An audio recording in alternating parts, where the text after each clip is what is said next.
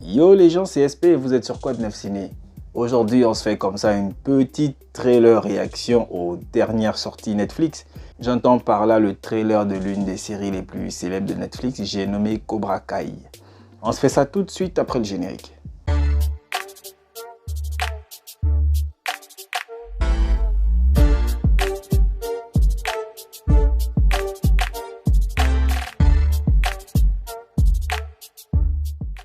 Cobra Kai qui a récemment annoncé la sortie de sa 5e saison.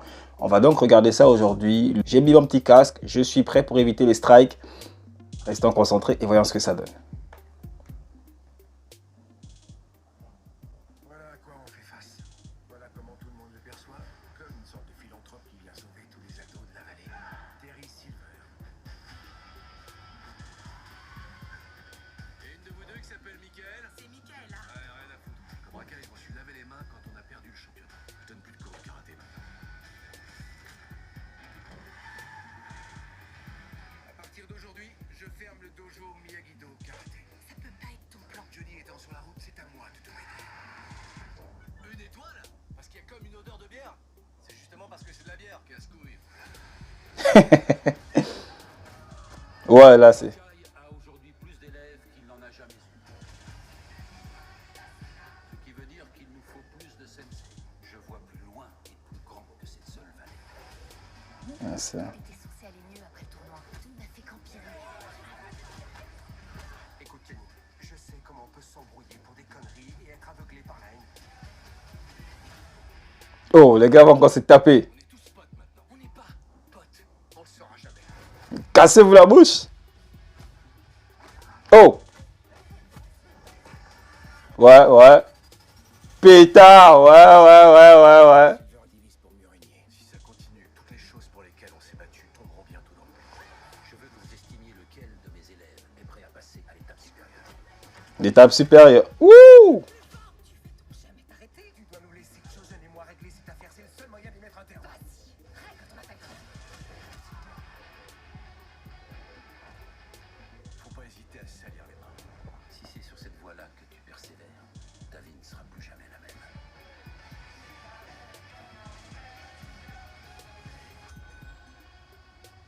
C'est le mercredi le cours pour les adultes. On vient pas prendre un cours. On vient donner une leçon. Oh.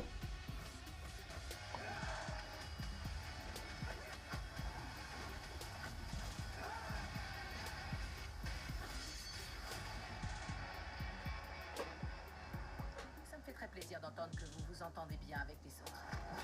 Oh, moi je me fais très facilement des amis. Ouais, lui casse les bouches, il blague pas. Hein. Elle finit toujours par payer. Le 9 septembre. Papa. Je sens que ça va casser de la bouche sur Netflix. Donc on vient de se mater comme ça le trailer de la saison 5 de Cobra Kai. Et il faut admettre que ouais, ça déménage. Le truc est chaud. En tant qu'adepte des arts martiaux, déjà, je valide la bande-annonce, d'accord. Je vais mater ça une seconde fois. Et puis je reviens. Parce que franchement, c'était chaud. Il y a beaucoup de détails que j'ai pas envie de mettre dans la vidéo. Donc il faut vraiment que je regarde ça. Et puis après, je reviens, d'accord. Je viens de me remater le trailer qui est, il faut vraiment le dire, le trailer il est appétissant, il me fait saliver. Et bon, on va comme ça faire un petit récapitulatif. D'abord, Cobra Kai, de quoi ça parle? Si tu ne connais pas Cobra Kai, je peux encore te le pardonner, ça peut être normal parce que c'est une série qui est récemment sortie. Sauf que Cobra Kai, c'est le spin-off de l'une des plus grandes franchises qui est sortie, je crois, dans les années 80 ou les années 70, je sais pas trop, je n'étais pas encore né. Donc, je parle bien sûr de Karate Kid.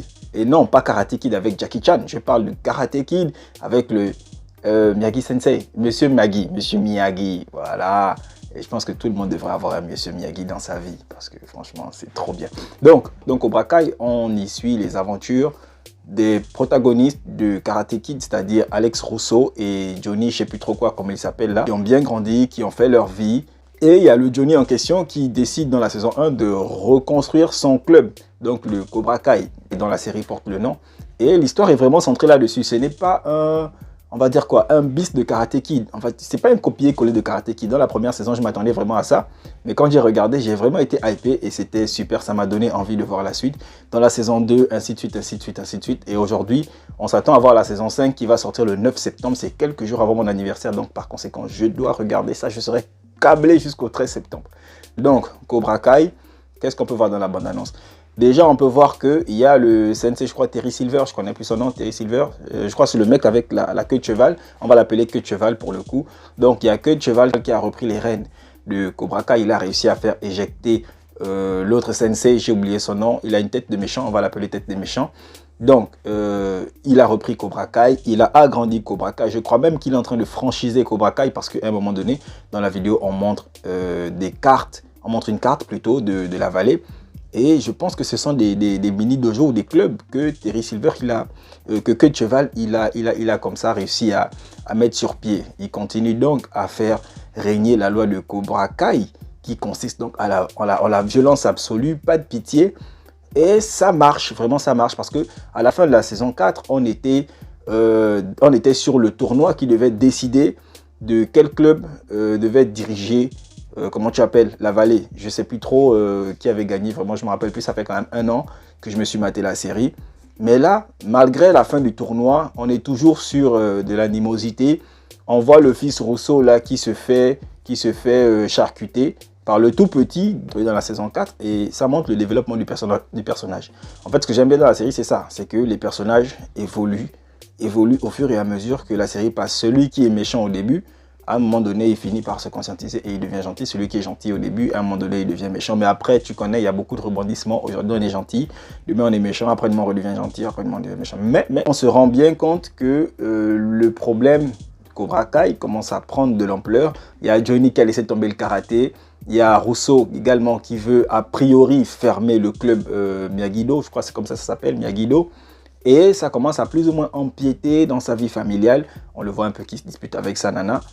Et ça montre les effets néfastes de cette petite concurrence qui a commencé comme la blague dans la saison 1. Aujourd'hui dans la saison 5, tu vois, ce n'est que le prolongement, une relation de cause à effet. Et l'idéal, ce serait d'y mettre fin. Je pense maintenant qu'ils vont devoir trouver une solution dans la saison 5 pour pouvoir arrêter, pour pouvoir dire stop, non à Cobra Kai. On voit bien sûr, comment il s'appelle, le sensei japonais, je ne sais plus trop. Rousseau l'a affronté dans Karate Kid, je crois, 2 ou Karate Kid 3 quand ils vont au Japon. Donc il y a le sensei japonais qui arrive également à New York. C'est New York? Je ne sais plus. En tout cas, je sais qu'il arrive aux States. C'est les States, frère. Donc il arrive là. Et il entreprend donc d'aider parce qu'à un moment donné, ils vont à Cobra Kai, donc dans le dojo, pour casser la bouche d'un petit, je ne sais pas qui c'est, on a vu un petit blanc qui va certainement se faire casser la bouche parce qu'il y a Johnny et il y a le sensei japonais. Ah oui, il va se faire casser la bouche. Déjà, Johnny, lui, casse mal la bouche. Hein. Il nous a montré ça à chaque fois qu'on l'a vu. Il ne blague pas. Il est là pour démonter les gens, il bousille. Voilà. Ce qui fait que queue de cheval, lui, il ne se laisse pas faire. Il fait venir également un autre sensei du Japon ou de la Chine, je crois du Japon. Bon, on est dans le contexte de karaté, par conséquent, je vais me dire que c'est du Japon. Et pour le coup, c'est une femme. C'est une très bonne chose. D'ailleurs, je vais revenir sur l'aspect des femmes dans le karaté, ou plutôt dans la série. Bon, après, peut-être je vais englober le karaté. Donc, il fait venir une femme qui m'a l'air plutôt balèze, parce qu'à un moment donné, oui, voilà. Mais c'est toujours avec la même doctrine, c'est toujours les mêmes idées, les mêmes intentions qu'on transmet aux enfants, c'est-à-dire toujours frapper le premier, être le plus violent ou je sais pas trop quoi, ne jamais se laisser marcher dessus, ainsi de suite. Et c'est ce que j'aime bien dans la série, ou plutôt dans l'histoire, dans l'univers Karate Kid, parce que tout ça, ça englobe l'univers Karate Kid. L'histoire de Cobra Kai est restée fidèle à elle-même du début à la fin. Ce qu'on nous a enseigné dans le tout premier film de je sais pas quelle année, 1900 combien, c'est la même chose qu'on nous enseigne aujourd'hui en 2022 avec Cobra Kai. C'est ça en fait la tradition d'une école martiale, c'est transmettre les mêmes idées, on va dire quoi, les mêmes rites du début à la fin. On va dire ça comme ça, c'est rester fidèle à son idée de départ, son idéologie. Maintenant après, il peut arriver qu'avec le temps, il y ait des adaptations. Mais attention, je ne suis pas en train de dire que ce que le club Cobra Kai prône, c'est une bonne chose.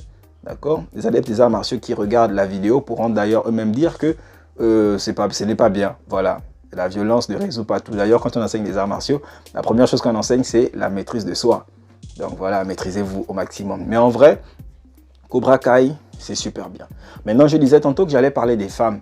La première chose qui a attiré mon attention, je crois dans la première saison ou dans la deuxième saison, je ne sais plus à quel niveau, c'est un personnage, c'est Peyton List, qui d'habitude on la voit dans les Disney. Bon, moi je l'ai découvert dans Disney personnellement, et puis j'avais le béguin pour elle. Donc, je découvre Peyton List dans les Disney, toujours là et tout, bien, la meuf toujours propre sur elle. Mais dans Cobra Kai, elle a beaucoup changé. On nous montre une Peyton List différente, très forte, sûre d'elle, c'est une battante. Et franchement, j'aime cette image-là qu'on nous renvoie. J'aime cette image de la femme forte. C'est comme pour dire que les sports de combat, ils ne sont pas réservés qu'aux hommes. D'ailleurs, il y a également la fille Rousseau qui pratique les arts martiaux à un moment donné. Il est un peu, on va dire quoi, déçu par son fils qui n'est pas intéressé par les arts martiaux, qui lui, il est plus dans les jeux vidéo. Bon, enfin, c'est un gamin des années 2000, tu vois un peu. Voilà. Et les gamins des années 2000, vous avez compris de quoi je veux parler. Donc, il n'est pas dans le sport, il est un peu déçu. Mais là, je crois que dans cette saison, parce qu'à la fin de la saison 4, il vient voir son père et il lui dit « Je veux que tu m'enseignes le karaté ». Son papa, il est content, machin et tout. Mais ce qu'il ne sait pas, c'est parce qu'à la base, son fils, il a provoqué un problème à l'école. D'accord? Je pense qu'il va se joindre au groupe de sa sœur. On a également les petits copains. Bon, vraiment, je ne retiens pas les prénoms, vous l'aurez remarqué, je suis nul avec les noms des personnages. Il y a les deux petits copains de la fille Rousseau qui vont encore se casser la gueule. On a eu l'occasion de voir un petit extrait de leur combat. C'est chaud. En vrai, c'est chaud. Je vois des techniques, tac, tac, tac, tac, tac. Ce qui me surprend d'ailleurs, d'autant plus que de la première saison à la quatrième saison, moi, étant donné que je connais plus ou moins les arts martiaux un tout petit peu, ça se voit, enfin, j'arrive à voir que les mecs, en fait, ce ne sont pas des pratiquants d'arts martiaux, en fait. C'est des mecs qui sont venus, on leur a enseigné 2-3 coups de pied, et même les coups de pied, ils les font très, très, très mal. Mais dans cette saison, j'ai comme l'impression qu'ils se sont réellement améliorés. Pour le coup, en fait, je ne sais pas si c'est exceptionnellement pour cette saison ou c'est parce que j'ai vu le truc en flash. Je verrai bien, on va faire des reviews. Mais franchement, je suis surpris, je suis agréablement surpris de voir que les techniques sont bien démontrées, les coups de pied sont bien frappés, ça prouve qu'ils ont eu le temps de s'entraîner correctement. Et ça, franchement, je dis oui. Voilà, je pense que ça se voit comme ça que je suis hypé à l'idée de regarder cette série. Je vais attendre le 9 septembre et je vais regarder ça avec du popcorn, voilà. On fera des reviews pour chaque épisode parce que je vais regarder ça, ça va passer sur Netflix. Est-ce qu'il faudra faire des reviews pour chaque épisode? Je ne sais pas si ça sort épisode par épisode, mais ça me surprendrait. On va voir si la série sort en un seul trait. Bah écoute, on fera une seule review pour toute la série.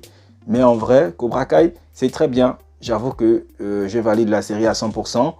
Même si on est assez loin de Karate Kid, ou encore même beaucoup plus loin de, comment ça s'appelle, le Rocky.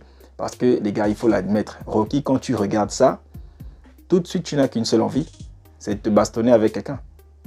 En vrai, Rocky, quand tu regardes ça, tu as envie de te bastonner avec quelqu'un. Karate Kid, après le lustré frotté, je crois que ouais, tu as également envie de te bastonner avec quelqu'un. Parce que quand tu vois le mec qui fait son truc comme ça, il s'envole, il n'y a que ça en fait. Tu vois un peu. Cobra Kai aussi, c'est pas mal. Ça va dans ce sens-là. Et je trouve qu'on devrait nous faire plus de films comme ça, plus de séries comme ça. Il n'y en a plus. Ces films-là se sont arrêtés à l'époque de Jean-Claude Van Damme avec les Bloodsport et consorts. On devrait nous faire plus de films, plus de séries portées sur l'action physique et non sur les gens qui volent, les gens... Bon, attention, je ne suis pas en train de dire que c'est mauvais ce qu'on nous fait actuellement. Mais en vrai, je pense vraiment qu'on devrait revoir ça aussi. C'est ce petit grain-là de...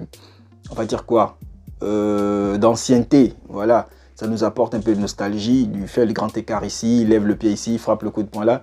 Ça montre le dépassement de soi. Ça, voilà, tu vois un peu ce que je veux dire. Voilà, je ne vais pas te faire tout un cours sur les arts martiaux, mais c'est exactement comme ça que moi je perçois le truc. Et je pense vraiment qu'on devrait songer à cela. Pour la petite parenthèse encore, j'ai bien aimé Shang-Chi par exemple. Shang-Chi c'était super, même si après on nous a mis beaucoup de trucs du dragon, machin et tout. Mais c'est un film porté sur la castagne, sur le coup de poing, on casse des bouches là-dedans. C'est pas un truc, voilà quoi. Donc, en gros, c'est un peu ça. Cobra Kai, c'est pas mal. Je t'invite également à regarder ça. Si tu l'as jamais regardé, eh ben, ça te fera un bon petit temps sur Netflix en regardant la première saison, la deuxième, la troisième, la quatrième. Et puis, tu devrais pouvoir me rattraper à la 5e saison d'ici le 9 septembre. La vidéo est donc terminée. Je t'invite, comme d'habitude, à liker, commenter et partager. Si tu n'es pas encore abonné, bah, écoute, tu t'abonnes, tu actives la cloche de notification et puis voilà. Allez, tchuss!